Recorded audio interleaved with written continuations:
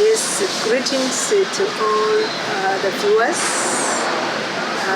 It is a pleasure for me to once again be with you to update you on our journey and to hopefully later on get some feedback from you. Yeah, so I look forward to this conversation. Yes, people love to understand how is ANT or Alliance for National Transformation moving so far? Yeah, Alliance for National Transformation is moving forward steadily. We are satisfied with the responses that we are getting. We started in August, traveled to different regions of Uganda. We started with Hoima for Bunyoro. Then we went to Lida for Lango region. Then we went to Teso, and we were both in Soroti, and we went to Serere for a day. We were in Bugisu, we were in Busoga, in Uganda. We went to East Uganda in Mukono. That was the first leg. Our second leg was started with West Uganda, Mutiana, covering Chiboga, covering Chakwanzi. Then we went to West Nile, we were in Lida. From there we went to Sebei, and we went to Bukedi. We ended up in Bukedi in Japan. We have been to, lately we have been to Namayingo district, and we visited different sub-counties that are in Namayingo. For the district, we were actually meeting everybody. We invited all opinion leaders. We invited those who are ANT and non-ANT, just to have a conversation. Because this is really about Uganda. For us to hear from them their aspirations, and for us to pass on our messages of change. So far, so good. We are still going to be going around different, the remainder of the regions, and then we will be continuing with our mobilization and sensitization at district levels. That is where we are right now.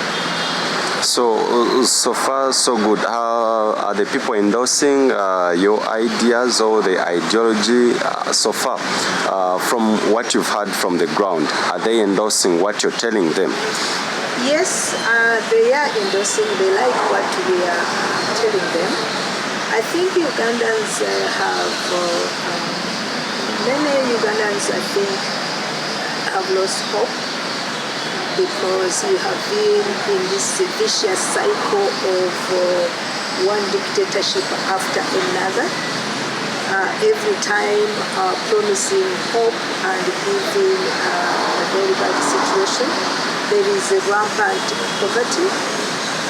There is, that sense that probably nothing really can change. So our messages have been messages of hope. Okay. They have been messages of yes, we can, that we need to be mobilized, we need to unite as opposition and then work towards really having change. That is not just a change of, to get one dictator from one dictator to another, but a change that will uproot dictatorship in Uganda. And we know it can be done because it has been done in other countries as well. So is that the same change these people advocate for? Are they calling up for that changing? Because many people think that changing just the leader, because actually it is one of the hugest problems, just changing the leader. What sort of change do these people on the ground need? They want change that will bring them benefits. They want change which will be sustainable. The change that will empower them. They want change where they do not, down the road, where we do not have another leader also entrenching himself like we have seen in the past or even now. So yes, they are very interested in change that will change their conditions, where they will now be able to educate their children, where they will be able to sell their products, where they will be able to have health care, where there will be justice for everyone, where every Ugandan will be under the law. So that is the kind of change many people are yearning for, and we know that it is possible because it has been done elsewhere. So is Alliance for National Transformation as a party, is it capable of offering that sort of change to these people? Yes, we are capable. I think the capacity to provide change is, we are a value-based party. We are a party that believes in godliness. We are a party that believes in fairness. We are a party that believes in zero tolerance to corruption, because corruption really has become a cancer in the body politic of Uganda. We are a party that wants everybody to be equal before the law and everybody to have equal opportunities. We know that Ugandans are very entrepreneurial. Ugandans have great potential. Our country is one of the richest potentially, but that is not reflected in reality simply because of bad leadership. Speaking of the challenges, I know there are quite a number of challenges marked by your ground structuring. Of course, you faced, I know, a number of challenges. How best have you actually handled or mitigated these challenges as you're doing your ground structuring? The challenges I think we see, first and foremost, the challenge is to give people hope again. Once people believe that they can, once people have hope that they are able to take care of themselves if facilitated, if enabled, if empowered, then they can do it. Because, the role of any government is to create an environment that is conducive for everybody, is to empower people with information, with knowledge, with all those kind of things, so that the people themselves can work and earn money.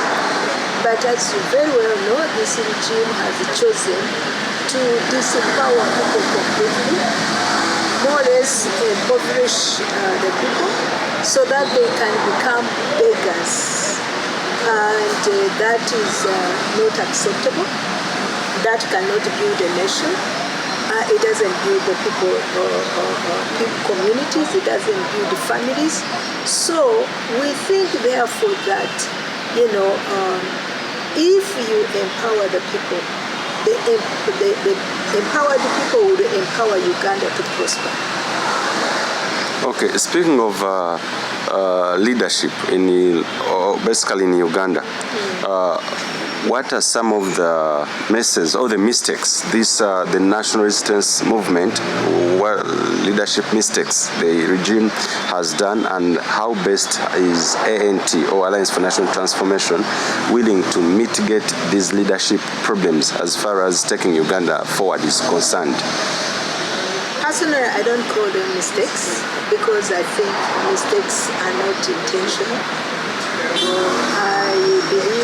the policies of this government, what this government does, is intentional. So it is really not mistakes.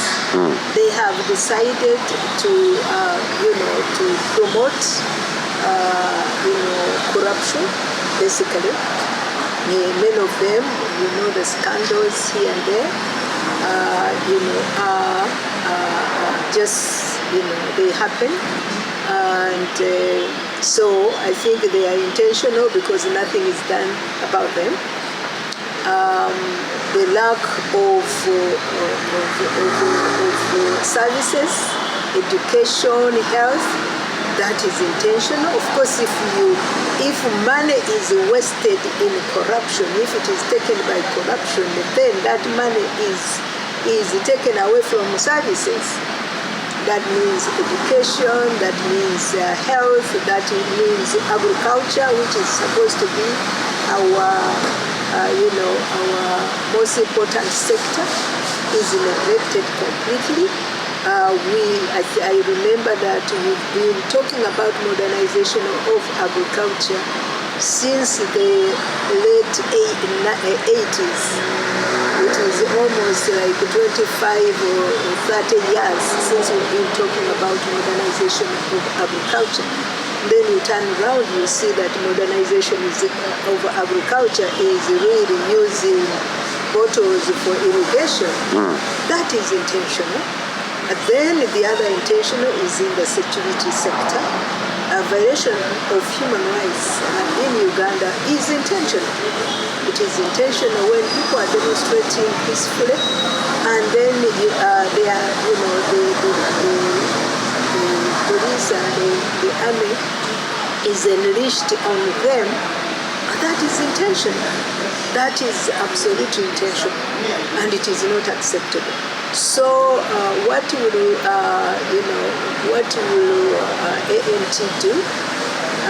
First and foremost, for us, corruption is absolutely unacceptable. We have leadership which is incorruptible, which has a track record of being incorruptible. So normally, of course, you don't give what you don't have. So because we have leaders who are incorruptible, we are confident that they can successfully promote. They can go against corruption. We have leaders who have demonstrated that they care. They have demonstrated that that they are humble. They are able to subject themselves under the same conditions or under the same law. I mean, we believe that one of the things that many people talk about these days is that if the leaders themselves were being treated at Mulago Hospital, Mulago Hospital would be better. If their children were going to the same schools, then the school system would be better. But because they are at a different standard, for them they are here but not here. So it leaves the population really at the mercy of people who don't seem to understand, don't seem to care. Do you think, you're doing your ground structuring as a new party, Alliance for National Transformation. Some parties still believe that you cannot enjoy all your privileges, all rights of freedom of assembly and what to do as a political party. Recently, we saw retired but not tired Dr. Kanukiza Besigye being battered by police, treated awfully and beaten, tear gassed. This is not the first occasion being treated like such. How is ANT going to move in this kind of political environment without those disturbances, basically from the security agencies? However, I think you've not faced them so far. I don't know why. So how are you going to face part of that challenge, not enjoying all those privileges as a political party? I believe that we are in a struggle. So we do not expect everything to be very smooth. At the same time, our aims and objectives are to build structures, as you have rightly observed. And therefore, we do collaborate with the police in organizing our meetings. Maybe that explains why we are not disturbed. We don't like the POMA. We don't like POMA ourselves. But that is the law that it is as interpreted by the police. So because our objective is to build structures, we cooperate with them, we write to them, inform them of what we are going to do, and we go and get a response from them. And then we also cooperate with the local police. And so far it has been okay. So you've not had any disturbances from security organs? No, we haven't had. And ours are not rallies.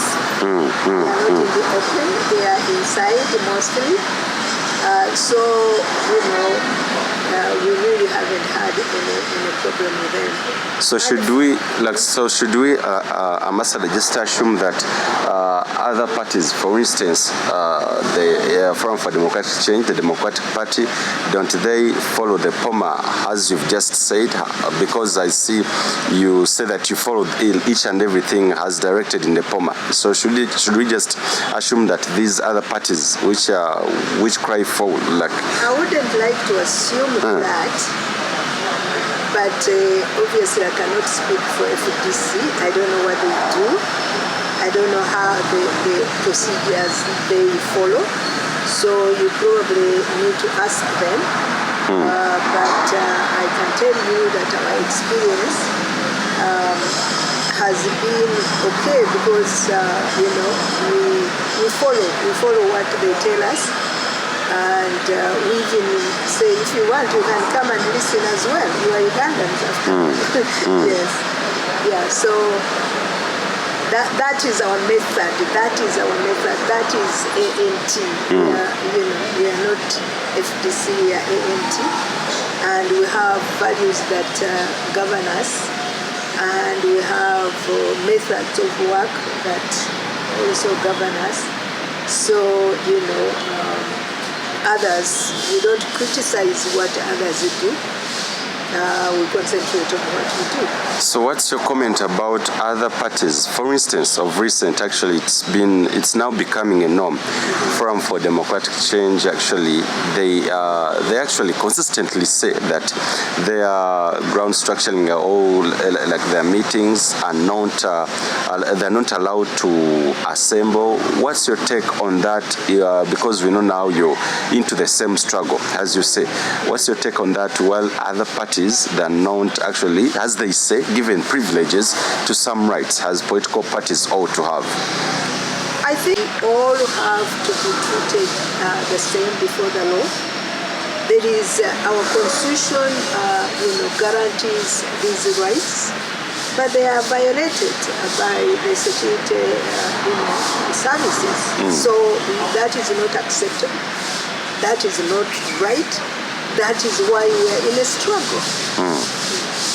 Does it sound fair, or does it even look to be fair when ANT is granted actually that platform to assemble, to do ground structuring, while other parties, they allege that they are not allowed to do so in this NRM leadership? Does it sound fair to you? I think it is, you see, it sometimes, we are treated according to how we respond ourselves. Okay. So you know very well that the leadership of ANT, they're very calm people. That is our nature. That is our nature. We think others have rights also to do things the way they want to do them. Yeah, but other parties don't necessarily do what ANT does, you know. So to say, therefore, is it fair? You have to equalize everything. Yeah, you have to equalize that you all have to behave the same way and so forth, which is not necessarily good. It is not. I think we all have rights to do things our own way, as long as we don't break the law, you know. So yes, we condemn the brutalization of other political leaders. And it is not justifiable. But you cannot say, is it, you cannot compare with ANT, because ANT does this the ANT way, you know. And so. Okay, it wouldn't be a fair comparison. Let me call it that. Can you really confirm that, because President Museveni himself confirms that yes, there is inclusive democracy in Uganda, as per, like ever since, yes, because you served this regime for a couple of years under different capacities, and you've been an ambassador of Uganda in different countries. Do you confirm with President Museveni, or do you concur with him that seriously there is inclusive democracy in Uganda? There is no inclusive democracy in Uganda. There is no democracy in Uganda, as a matter of fact, because democracy dictates that there is a rule of law. That one is, you know, everybody knows what is happening here. In a democracy, you cannot, for example, because I saw some people who were being told that they cannot access facilities or services because they didn't vote for him. That is not acceptable under a democracy. In a democracy, when you become a president, you become a president for everyone, no matter who voted or did not vote for you. In a democracy, you do not have like a sanction, corruption. You cannot have corruption that is so rampant, that is more or less like official in a democracy. You cannot, you cannot batter people. You cannot violate human rights the way people's rights are violated. You cannot. I mean, the very recent of Makerere University student just wanting to demand that the 15% is taken off.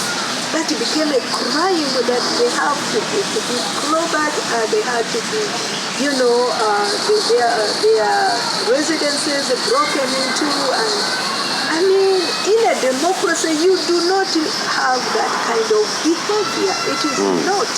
It is a behavior that is reflective of a dictatorship. In fact, a dictatorship that is in its last stages. Okay. So, there is nothing that shows, there is no element of anything that shows that Uganda is in a democracy. And unfortunately, there is no sign that the regime has the capacity to correct itself. So the situation keeps on degenerating, And I have heard, for instance, the saying, people are bad-mouthing the regime. But there is nobody who is bad-mouthing the regime. The regime is in the open. We are in a global village. Everybody is seeing, with the social media, with the media, the media, the traditional, with people who are coming here with the open borders. Everybody is seeing what is happening. So, for me, the regime is the enemy of itself. There is no external enemy actually. So you confirm that this regime is a victim of its own making? Yes, it is. Okay. It is. And, and really if you compare with other regimes that have fallen, it is degenerating. The cancer is at terminal stage, So death of a regime is inevitable. I think what Ugandans should be more preoccupied with is the after. The after this regime, to make sure that we are able to heal as a nation, we are able to rebuild as a nation, and that we are able to build institutions and systems that will be too strong for any future dictators, because they are being born all the time. Having a spate of human rights violations in the country, apparently, what is the Alliance for National Transformation's comment or view on the spate of human rights violations taking course in the country? It's very bad. It really is very bad. It has reached a stage where no one is safe. Everybody, no one is safe. There is this saying, first they came for the communists and I did not care because I wasn't a communist, and then they came for the trade unionists, and then with the Jews, and until it caught up with me, So I have great sympathy with those who think that for them they are safe, or for them they can be okay. Insecurity, or a violation of one person's human right is a violation of all people's human rights. And so it's a question of time. And, you have followed different people who have become victims of, after behaving in ways that are not acceptable, and now they start crying, why me? Why not you? Because if it has been other people, why not you? We have to think that whatever is done to others should also be good for us. Yeah. Still on the point of the human rights violations taking course in the country, the security agencies, actually, they take the lead. The scorecard shows that actually they are the leaders of the human rights violations in the country. We know, as per the constitution, it grants President Museveni, or any president, any sitting president, a right to be the fountain of honor, head of state, but above all, the commander-in-chief of armed forces. What's your take as President Museveni being in charge or being the commander-in-chief of defense or armed forces, being silent on these violations? They have been consistently talked about. He has been reported by the United States of America, different organizations. The European Union has come out consistently to condemn human rights violations. Should we say that the commander-in-chief of armed forces is keeping just a deaf ear onto these actions, or he's just pretending not to see them? First and foremost, nothing really. If President Museveni does not want violations of human rights, they will not be there, for sure. And so the assumption, therefore, is that he knows and he wants them to be there. The question should be why? Why are they there? You see, in a dictatorship, Colonel Gaddafi, is it Colonel Gaddafi? Yes, Mohammed Gaddafi. He used to use different, he was a dictator at another level, at an African level. He was using persuasion. He would use persuasion, with the other leaders, other African leaders. If persuasion did not work, he would try to buy them. If buying didn't work, then he would outright try to cause insecurity for them. He would organize guerrillas against them, So, President Museveni used to be very good at persuasion. He used to really have the power. He used to use the power of persuasion. I don't see that anymore. Okay. Now he's using more of buying, so hence the sacks of money that he goes around with. And, and then for those he cannot buy, it is outright, violation. He violates them.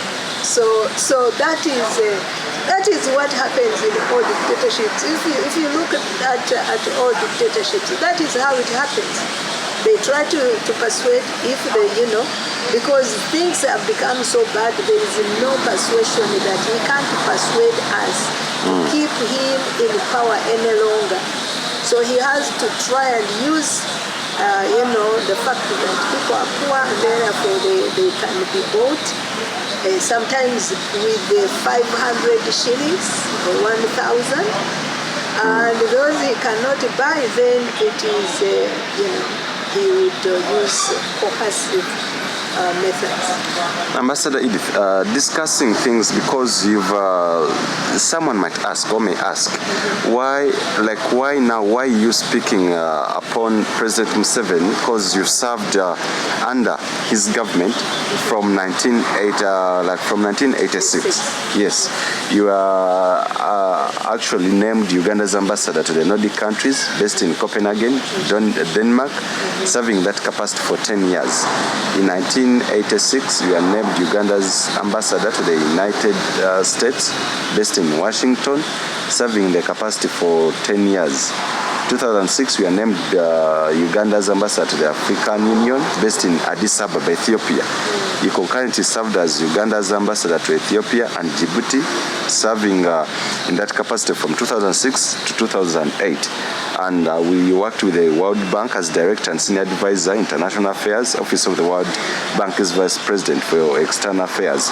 One may ask, why now speaking against President Museveni? We can confirm that, yes, you are one of his diehards. Why now? The President Museveni of 1986, I can very confidently say is not the same President Museveni of today.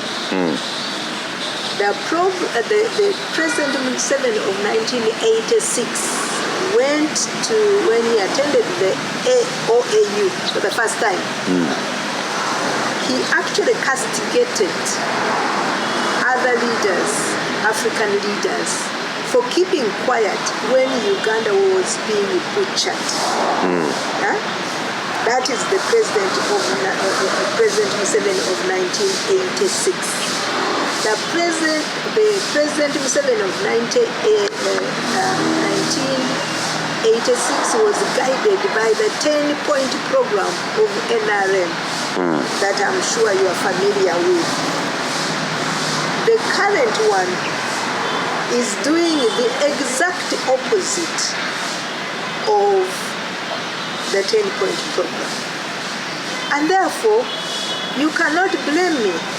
I thought he would continue to be, and even get better, to be that kind of president.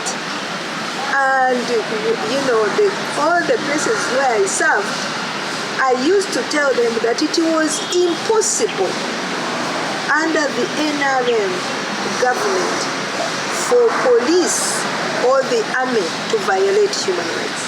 That is what I was telling them. Obviously, I was wrong, because now this is what I see. That at that time, corruption was, we were against corruption. Today, As long as somebody supports him, they can be corrupt as they want. I mean, even dishing out money, taxpayers' money, is corruption itself. So, you can see the president that appointed me ambassador that I believed in and trusted has completely changed. I don't know why. I really don't know why. Only God probably can tell us what happened. And therefore, because the president of today is different, is the opposite of my president of 1986, I have no obligation whatsoever. It is against my values, it is against what I believe in, it is against the very reason why I joined the National Resistance Movement. And therefore, I have nothing to do with the kind of things that I see today, because those are the reasons why I joined, because they were happening at that time. I was not in Uganda, but we used to hear people being tortured, being killed, being what it was. What we are seeing now, it is a replay of what we used to hear. So therefore, that is why I'm very critical. I want to see a Uganda that we struggled for, before. I want to see a country like, one of my role model countries was Sweden, and when I joined, I was aspiring that Uganda would become like a Sweden, a country where you have a functioning economy, where you have social justice, where you have freedoms, where a country that is moving forward. There is nothing that is so inherent about that is inherently dictatorial about that. African leaders we can also have good African leaders. Do you therefore regret serving President Museveni's leadership? I do not think I can say I regret. I did my best at the time. I made many friends for Uganda. I put Uganda on the map. I was hoping, so I cannot regret having done my best, because I was, it is like now saying, are you regretting that you are in the struggle? No, I'm not regretting. That is part of my DNA, that I will probably always struggle for democracy, for human rights, for economic development, for social justice. I believe that when people are equal, when people are thriving, the country moves forward. These countries in the Middle East, in the, like Dubai, where people want to go and so forth, those are deserts. We have greater potential. I think the difference is that they have leadership, which we don't have, So leadership is very, very important. And we must continue to struggle for that, for good leadership. Speaking of President Museveni's leadership, what are some of the things you can confirm that truly he has consistently perfected for the betterment of Uganda? All those things which have actually helped Uganda to go to another level, despite a number of negativities marked over this government. What are those strong points you stand firmly and say that, yes, President Museveni has done this and that? That is a tough one. It is a tough one because, President Museveni is a very intelligent man. He has a tremendous capacity to do good. He has a potential to do good. Unfortunately, and he did good at the beginning. at least from my perspective, from what I was seeing, and But I think the fact that he is destroying even the good that he did is really sad. It is very sad for all of us who knew him, who cherished him, who held him in high esteem, who thought really we, at long last, we were coming out of the woods. There is no human being who is perfect.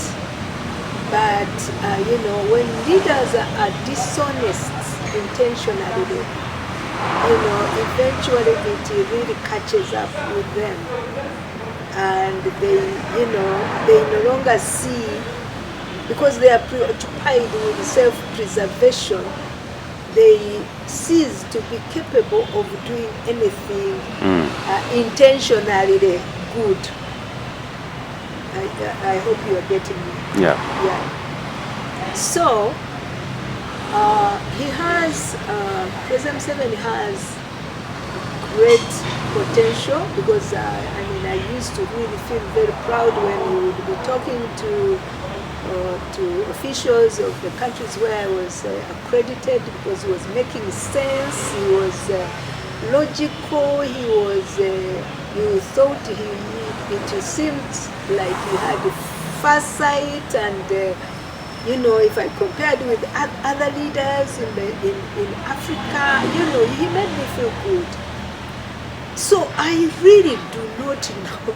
You can say, like the Galatians in the Bible say, I think Paul says, you Galatians, who bewitched you, because they were doing good before, and now they are doing everything bad, So how does a human being change? I cannot understand that, I cannot, imagine myself changing and beginning to like corruption, beginning to like torturing other people, and being insensitive to the suffering of other people and so forth. I cannot understand that, So that is beyond my comprehension.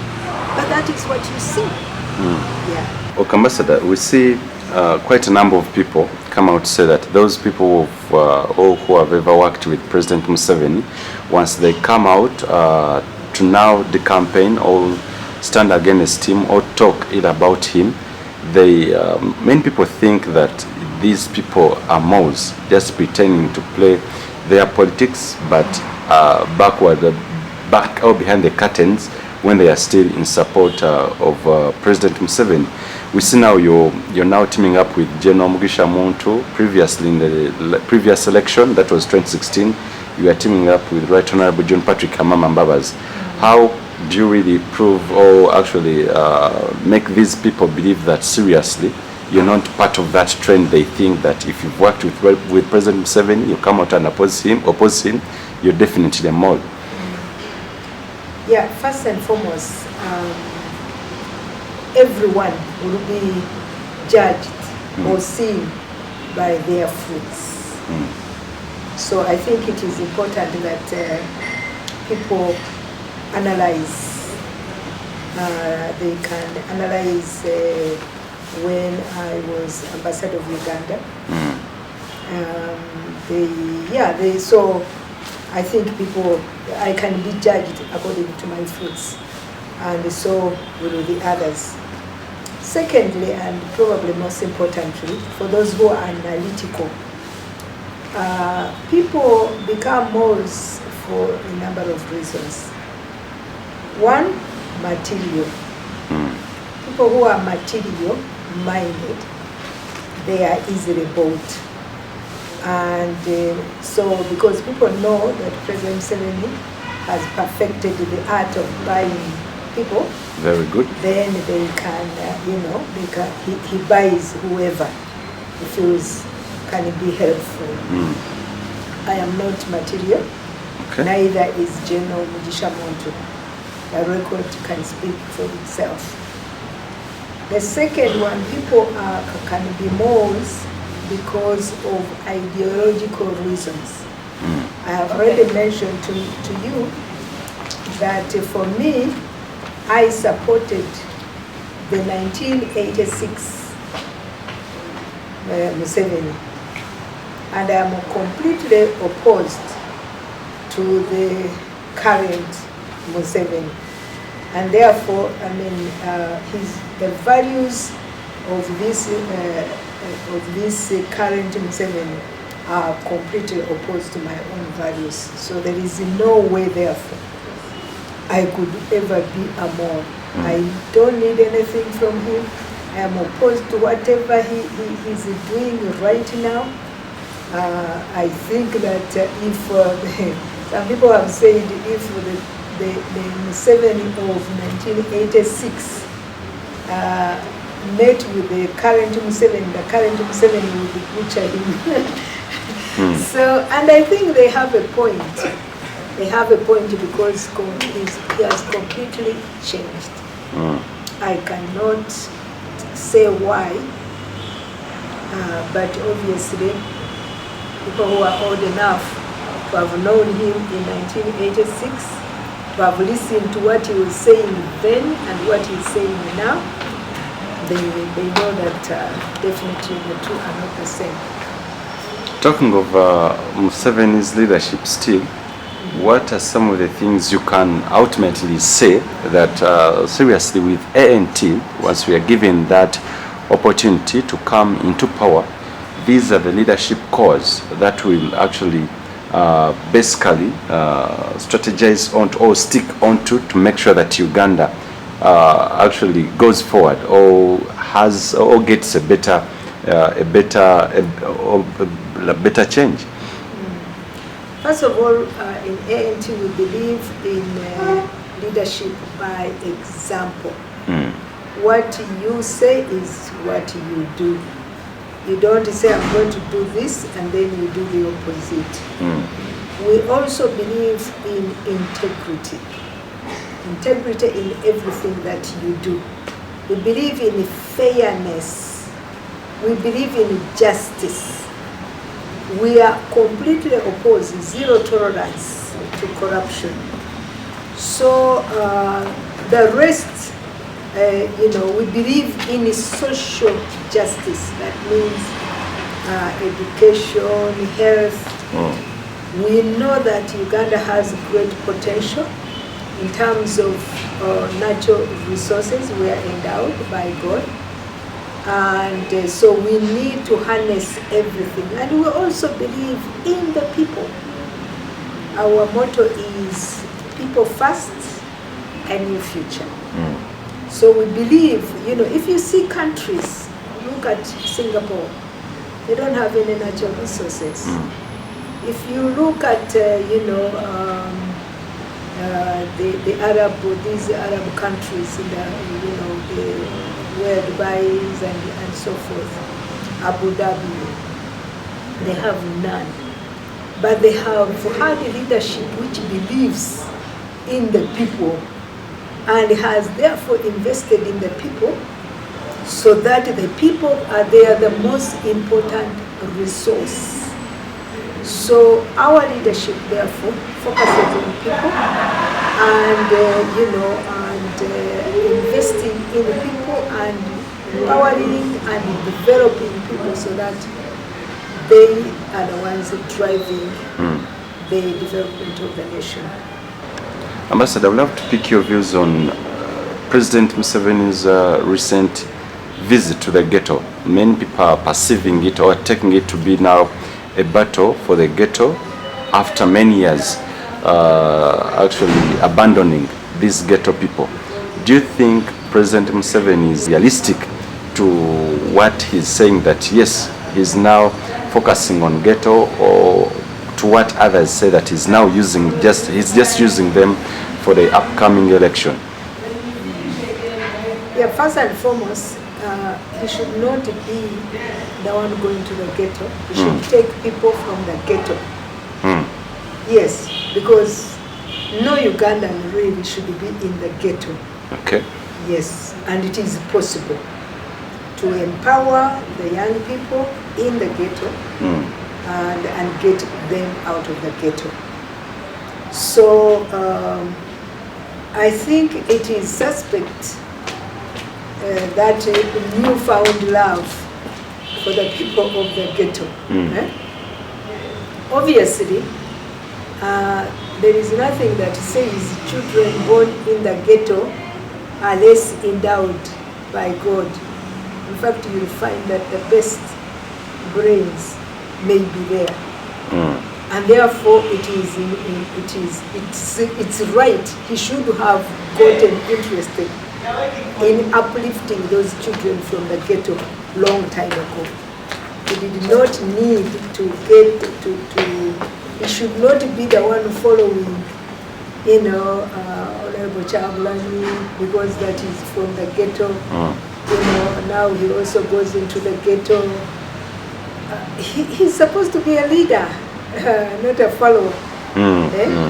Yes, now he's following, because he does not really know what is right anymore. I think he's driven by things which he thinks can entrench him or preserve him. But I don't think those are the things that can actually preserve him. What should have preserved him is good leadership. Okay. Yeah, if he was a good leader, then people would be obviously, that would preserve him. That is what preserves leaders.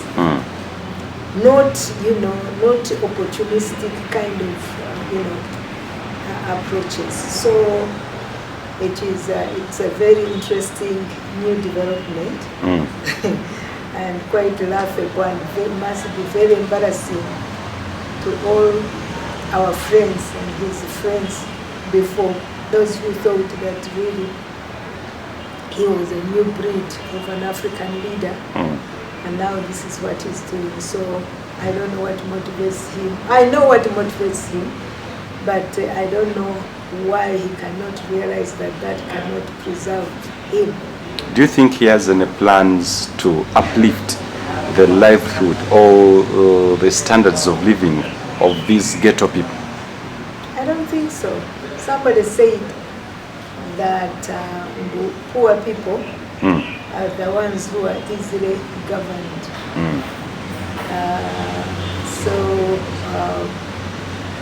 I think that, I don't think so, by the way, that poor people are easily governed. I don't think so. But those who believe in that concept, they probably think because now then he can give handouts to those people, they are easily they can easily be manipulated. I think that is what they mean. But if you are just manipulating your people instead of empowering, just imagine, Moses, if, say, George Washington, the first president of the United States, if that was his mindset, would America be a superpower now? Not really. Absolutely not.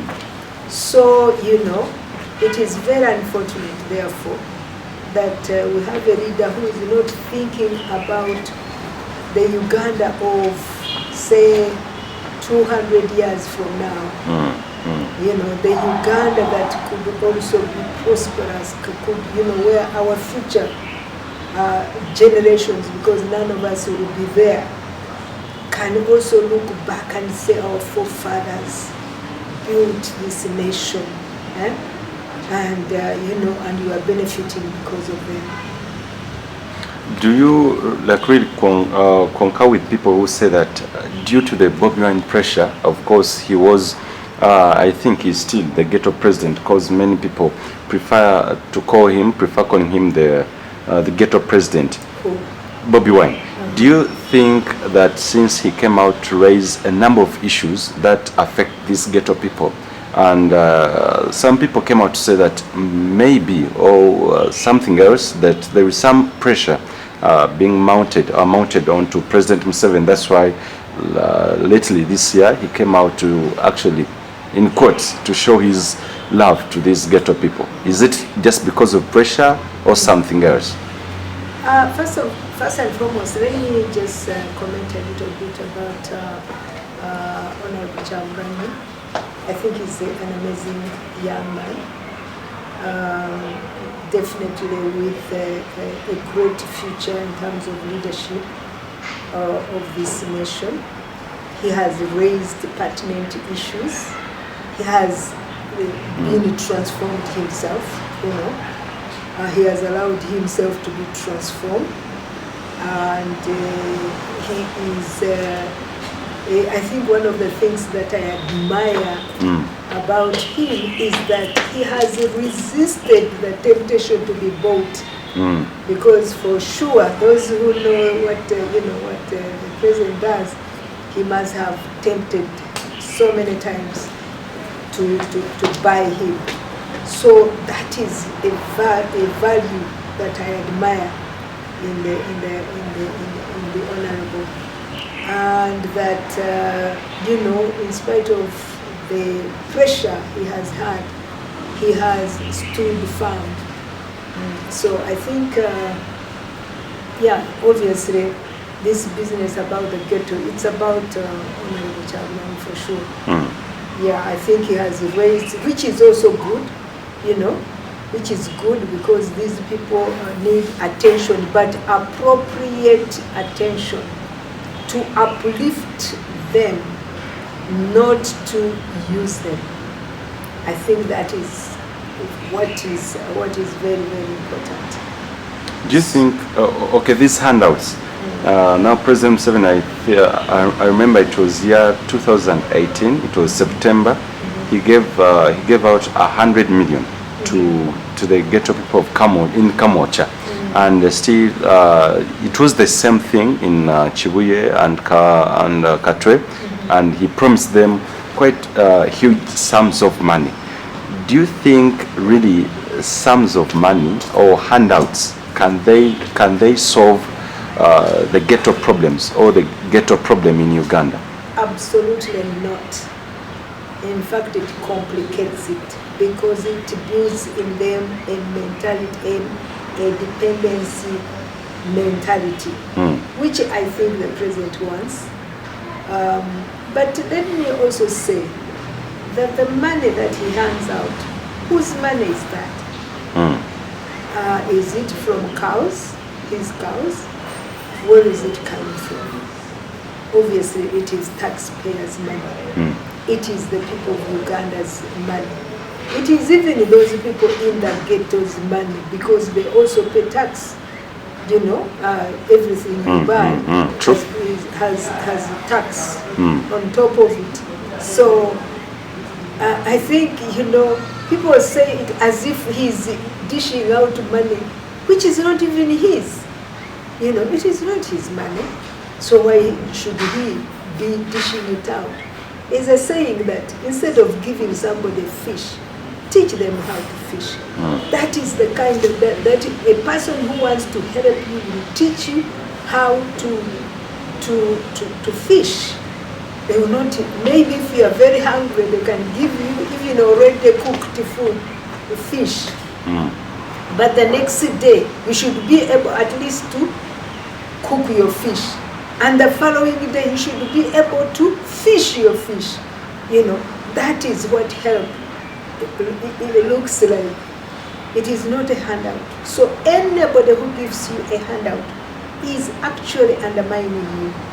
Is undermining your integrity as a human being, your independence, your self-esteem, your everything, your humanity is undermining your humanity. So, people who want to help others, they give them hands up, not handouts, not hands out.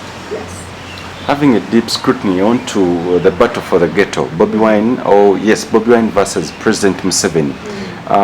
Now, recently, he appointed civil, of course, the artists, including a once Bobi Wine follower and diehard and vice president of the ghetto, that's a butcherman.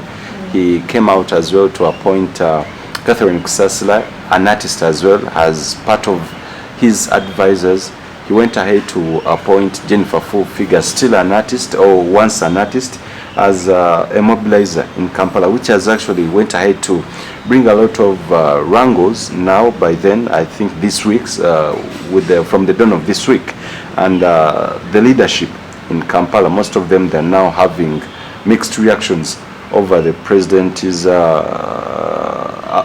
appointments. Do you think this strategy can work for President Museveni to win the love for the ghetto over Bobi Wine? You know, quite a number of people are not really analytical. I think the appointment of these new people that he has found should not be a surprise, because first and foremost, the president doesn't respect systems. He's the system. He's the institution. He does whatever he wants, and so those NRMs who are now crying foul that he has done that, I think then they don't know him, or they have not bothered to analyze him. That is his methods of work. Okay. Then the people that he appointed, it was very interesting to see. I really didn't know those people because I'm not too much into the music business. Yeah, I had probably heard about Catherine because I think he attended, the president attended something with Kusasa. That is when I came to know her.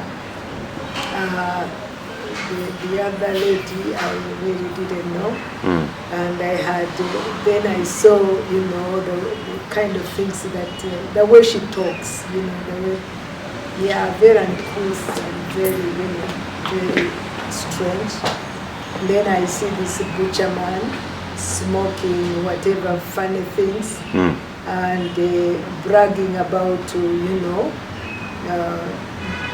being whatever, smoking those things. But those things are illegal, So the president is actually engaging in illegality, Instead, and he's not helping them. Instead, he should, of course, I'm not saying he should leave them out, but if we could get them out and assist them to get out of that kind of life, then we would say, yeah, he's acting like a parent, But you want these people to stay there so that you can use them more, That is not how a parent behaves, So in terms of helping the ghetto, I don't see any help at all. Because you see, if somebody gives you bread today, you think your stomach will remember tomorrow that you ate bread yesterday?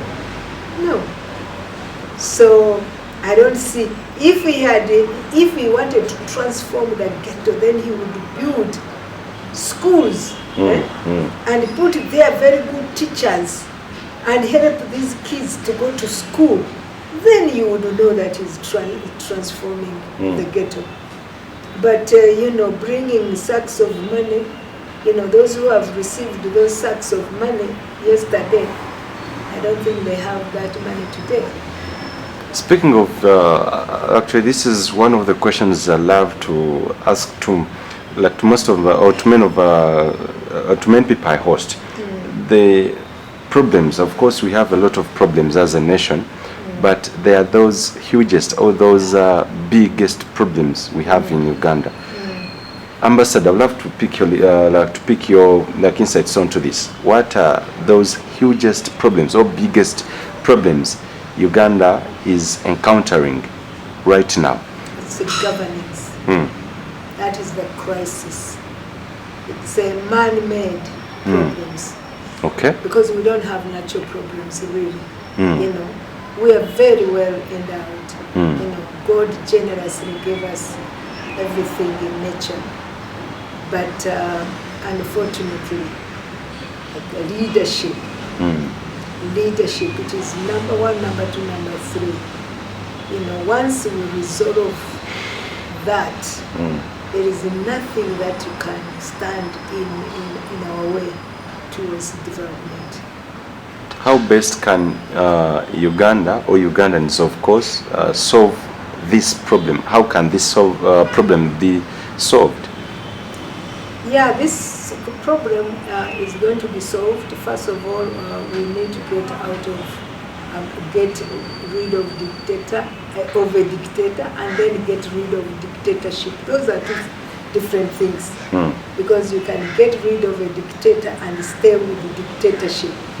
Since independence, we have been having different dictators, so dictatorship has been recycling itself. So how do we do it? I think we need to start building. There are two most important things that I think need to be done. One is building strong institutions. Strong. We don't need strong men or women anymore. We need strong institutions, strong systems that can check any, future aspiring dictators, because they will be there.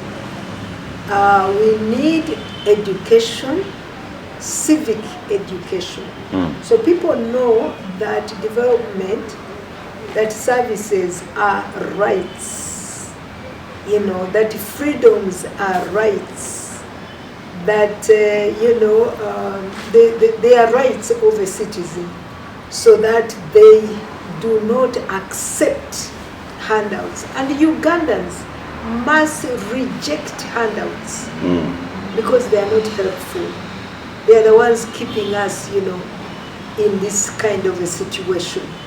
Some have said that, votes cannot take away a dictator. They can, because the people of Kasese have demonstrated to us that actually, they will try, but they will not succeed. They didn't succeed in Arua. They didn't succeed. You remember that Honorable Wadri was even in jail, I think, when he won. Declared. In Jinja, they did not succeed. They didn't succeed with the woman, FDC woman representative in Rukunjiri. So, if people are determined at the grassroots level, there's no way he can be able to win, or at least make it difficult.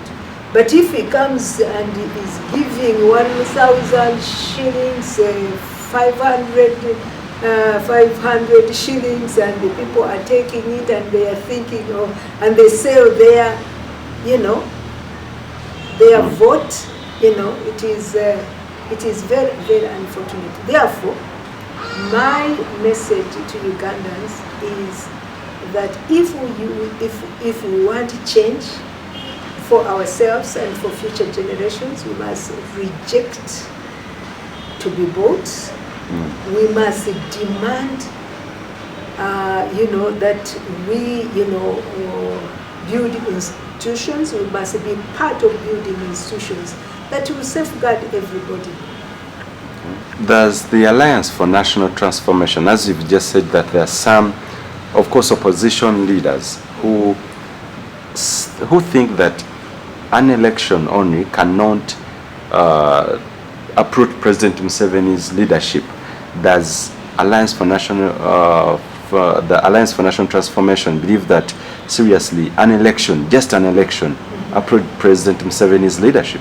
Yes, we believe that it can.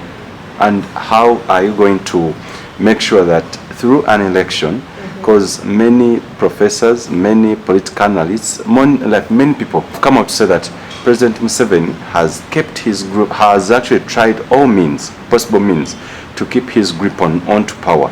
Do you think a man who has actually amended the constitution into his favor, he amended the term limits, he amended the age limit, and everything that has to do with his power, can really an election just uproot this man who is actually using everything to see that he keeps himself in power? And what strategies are you going to use as the ANT aligned with other opposition parties to see that, yes, through an election, the man goes? Yeah, first and foremost, I think President Museveni has got everything going against him at the moment. Age itself, nobody can refuse to age, and it is catching up with him. He is under pressure because, the unemployment of youth is a pressure against him. The fact that the majority of our people right now are young people is, and I think many young people are waking up to realize that they don't have a future, with this gentleman. And they also, everything is, in fact, he's against himself. And he's not doing anything to change that. So, a combination, therefore, of him being against himself and a combination of the fact that he's aging. He's not God, he's not an eternal person. He's going to have to go, and I think the international pressure that we are also witnessing at last, I think many in the international community have lost hope and faith in him. Plus, I think, the opposition, newcomers like the ANT, like People Power, like, yes, so there are many forces that are rising up against him, which are credible, which, but in order for us to succeed, all of us, we need to be organized. Okay. We need to realize that we need to work together. We need to work with the population. And that is why for us in ANT we believe in building structures. And that is what we are doing right now. So, and we have already made tremendous progress within a short time as far as we are concerned. So we can see the future. We can see that it is possible, and we are demonstrating to Ugandans that it can be done. So we want Ugandans to, gain confidence and hope in themselves that, yes, it is hard, it is not going to be easy at all.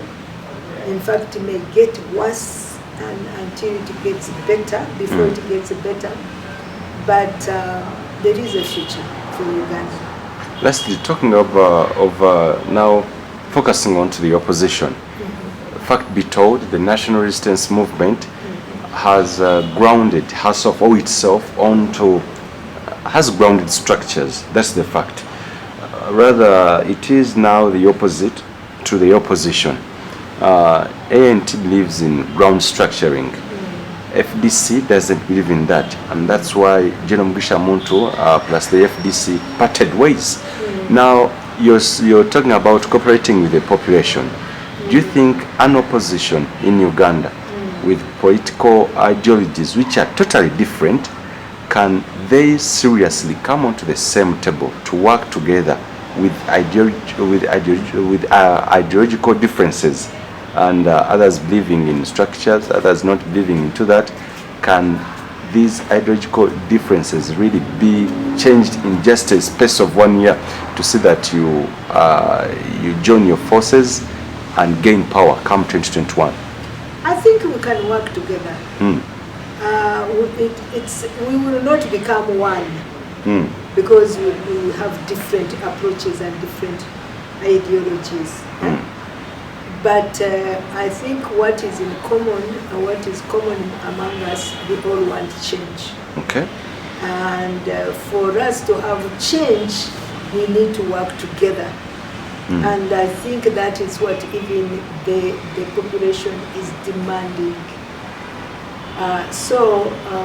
Yes, we can work together, but for us, we believe that, even when we are working together, we should all have strength from the grassroots.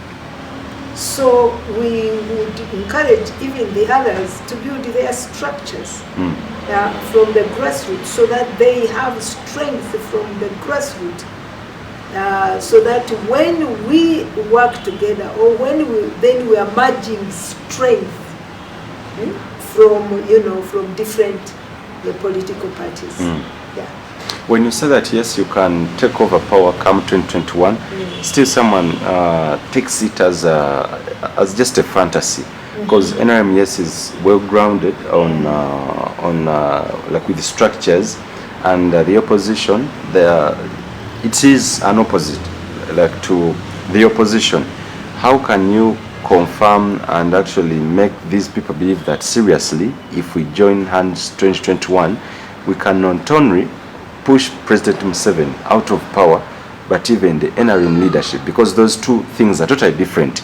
You can push Museveni out, but the leadership stays.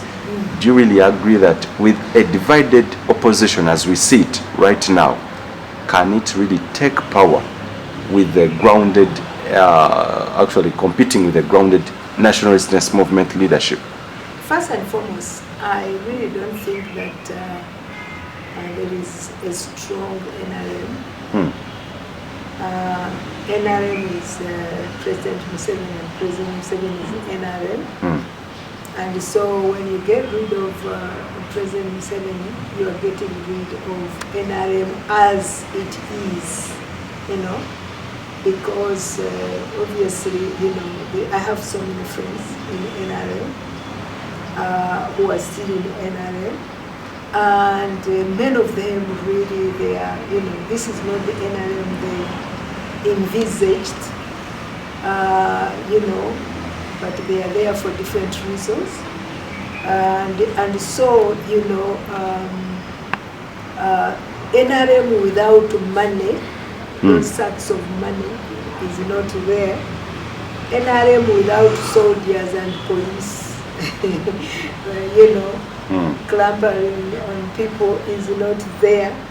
So if NRM was strong, and President Museveni believed that he was strong, then he would not need the army to be involved in politics and in the election system. He would not need the police. He would not need to be going around with sacks of money,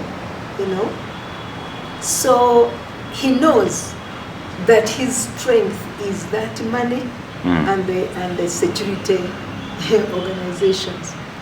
But, that is very false and temporary strength. His strength should have been a good system, a strong system, institutions that are working, fairness, where every Ugandan feels, yes, we are Ugandans and we are fairly treated, integrity and all those kind of things that really fortify a person. So unfortunately, he doesn't have those anymore, so he has to depend on the security organizations, and he has to depend on handing out sacks of money. I don't know where he gets that money from, because, but of course everybody knows that is why we don't have medicine in hospitals, that is why we don't have functioning schools, that is why the budget of agriculture is so small, laughable, and the whole budget of the Ugandan budget is mostly used to entrench and sustain somebody in power. So that is not sustainable, by the way. It is not. Talking of a coalition, the opposition coalition, in case this fails, because we remember as we are approaching the 2016 general polls, the TDA failed, and the population or the citizens which actually subscribe to the opposition or that supports the opposition has and still demands for an opposition coalition. This time around, should we expect that the opposition is having a different perspective compared to the TDA as we saw in the previous election? Well, ANT has a great relationship with people power. We have great relationship with the DP, with the GEMA. I think because of the recent divorce with FDC, I think it is still work in progress, but we don't have any fundamental problems with the FDC. Okay. So it is workable, it is possible, but as for ANT, we are really just focused on building our structures, because even if they working together with other opposition forces, it's really basically geared towards getting rid of a dictator, not necessarily getting rid of dictatorship.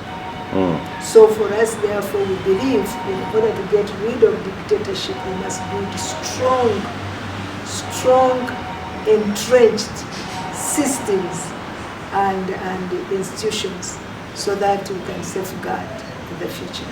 Does General Gregory Mugisha Muntu in any way intend to stand against President Museveni in the forthcoming election? You're taking us to another notch. We have not discussed that.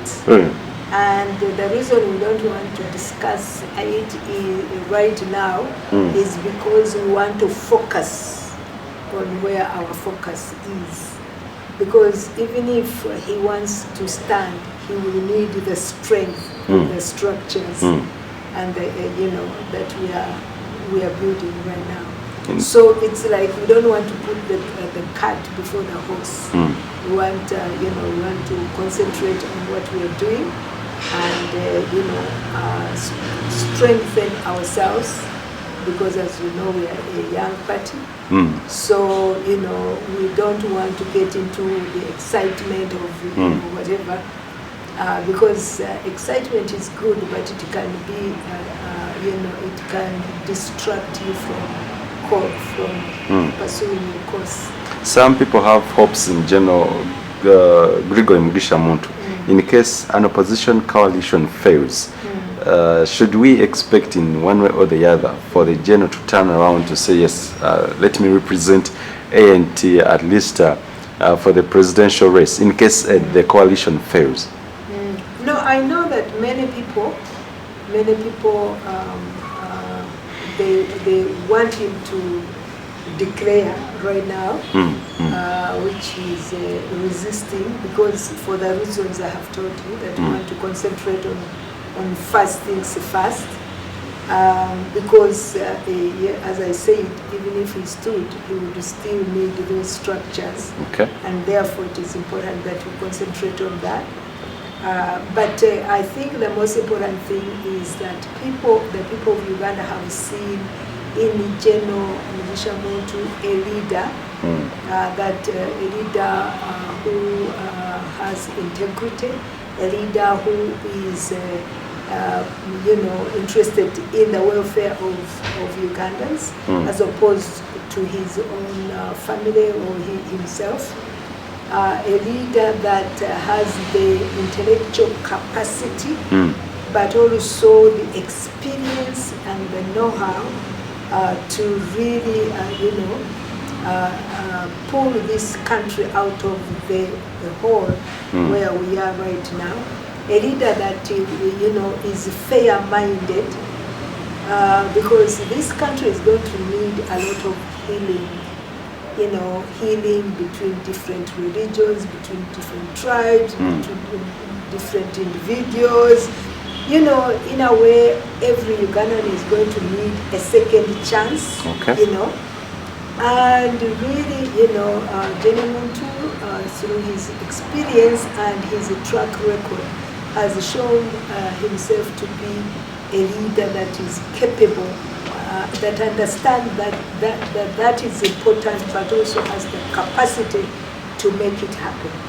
This sounds funny. Yeah, in the 2016 general polls, you were behind, or you teamed up with the Right Honorable John Patrick Mbabazi. Have you ever called him ever since actually you joined ANT, and what are his thoughts of joining at least the race, of joining his former comrade Mugisha Muntu? I haven't talked to him about that. Okay. And I. But you know my talk? Yeah, we do talk. Okay. Yeah, I mean, he's my mentor. He's somebody that you know has supported me and been with. He has so many qualities that I admire. You know, and but he's also a very quiet person, as you know. You know, he does. He doesn't talk much. When he doesn't want to talk. And like I don't know whether he has ever told you about his silence. I don't know why. I don't know whether you've ever discussed that, why he's silent. No, I haven't. No, I haven't. Okay, talking of leadership, we are seeing two people. You supported Right Honorable John Patrick Mbabazi previously. Now you're behind General Mugisha Muntu.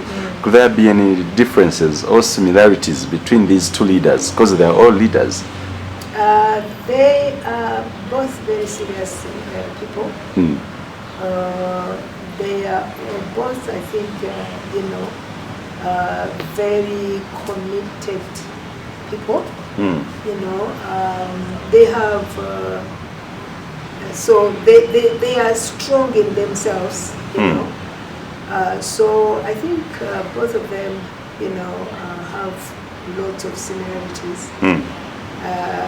But I'm sure they also have differences. And okay, would you mind to have some of the differences? Moses. Because you've not balanced the thing. You've spoken like you've talked about the similarities. No, I don't. No, I don't think I want to go there. But you know. Yeah, you are now taking me into the journalistic kind of. Okay, between General Mugisha Muntu and John Patrick Mbabazi,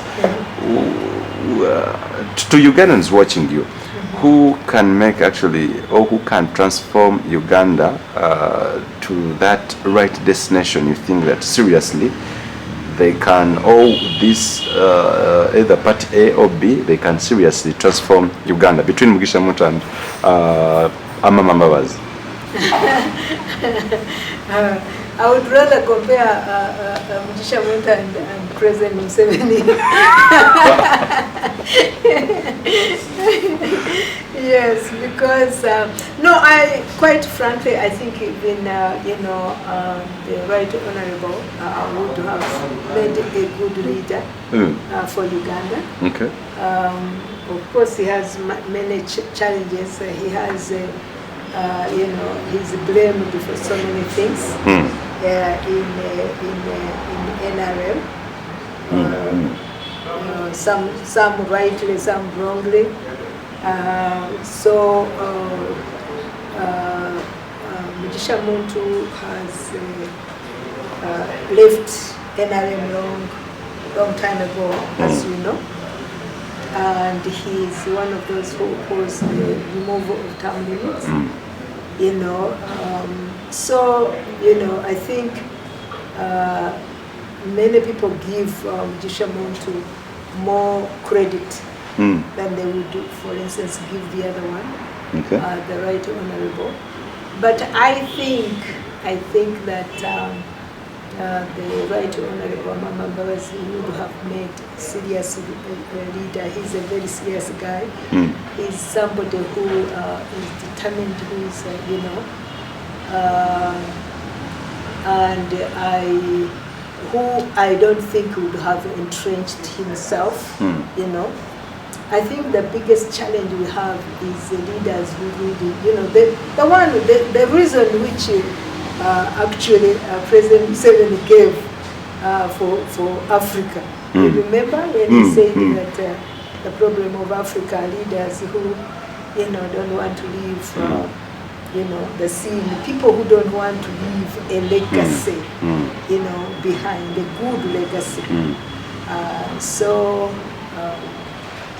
Yeah, but since the Right Honorable Prime Minister Mama Mbabazi is, you know, has kept quiet, he has his reasons. I don't think he's you know, he's not being talked about. He's not being considered, you know, because he has taken himself out of it for the time being. Talking of, because we know you advocate for a free world, you've been an ambassador of Uganda into different countries. Recently, Paul Biya actually is Africa's longest serving and still living president. He has ruled Cameroon for the past 44 years. Recently, the United States, through Donald Trump, the sitting president, they came out to actually announce, actually not announce, but they denounced Cameroon as one of their partners. They won't be partnering with Cameroon with effect from January 2020. Due to the problem, due to the fact that Cameroon has consistently violated human rights, and the sitting president Paul Biya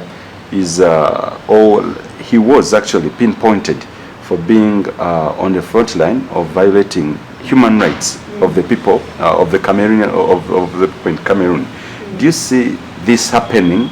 This to President Museveni, the person you worked for. Do you see this happening to Uganda as well? Oh yeah, it could happen. First and foremost, human rights are not internal affairs of any country. You know, they are universal. Human rights is a universal concept, and any insecurity, violations of human rights lead to insecurity, and insecurity in one part of the world leads to insecurity in other parts of the world. So genuinely, therefore, our countries have a right to be interested in human rights of other countries, in violations of human rights in other countries. Do you agree, like with FDC taking President Museveni to the ICC recently, because that's their campaign?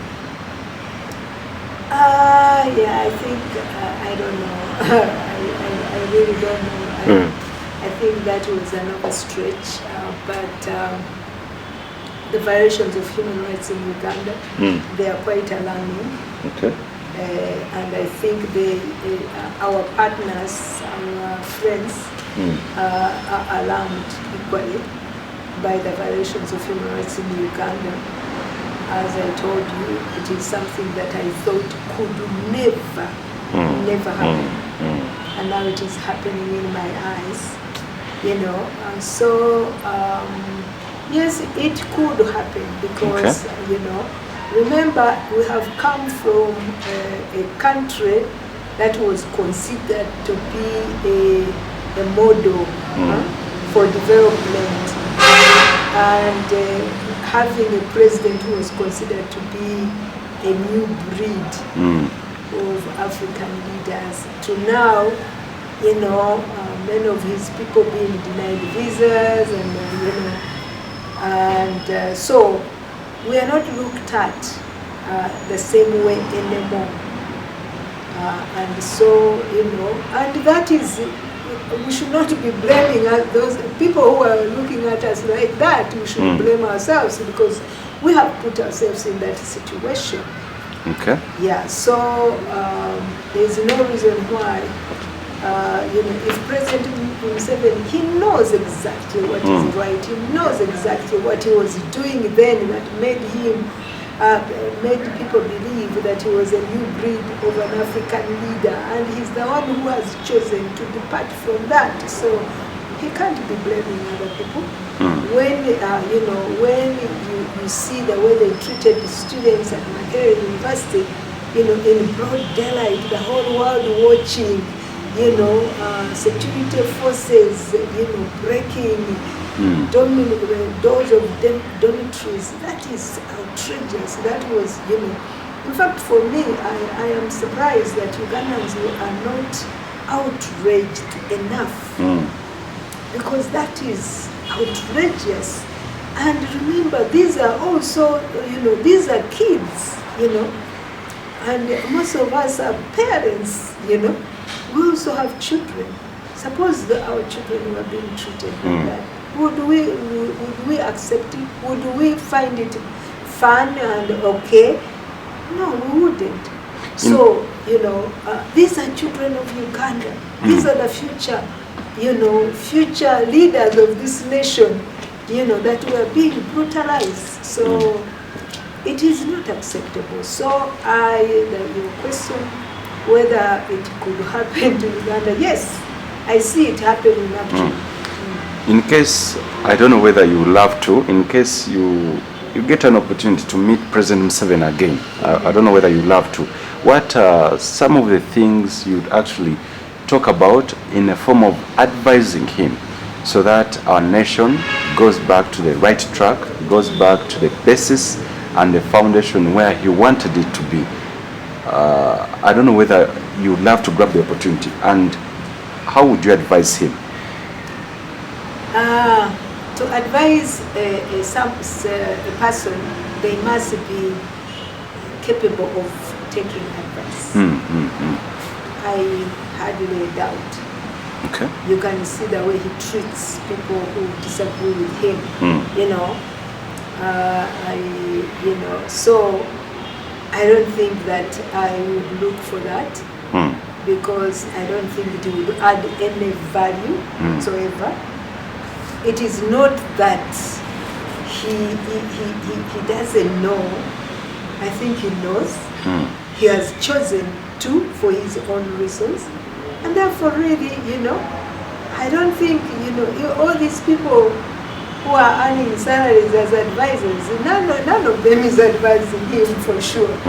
Yes, because he's not. He knows what he wants, and that is what he does. And unfortunately, what he wants is not good for Uganda, and not even good for himself. Not good for himself, not good for his family. I don't know why he wants it. Ambassador, I would love to take your final remarks to all those ones who have been watching you. Your final remarks to all Ugandans and those watching us in across the globe. I want to start by thanking you, Moses, for this opportunity to talk to Ugandans at home and in the diaspora, wherever they are, including our friends who are not Ugandans. I just want to leave a message of hope. It is not a very easy time for Uganda, but I believe that we shall overcome.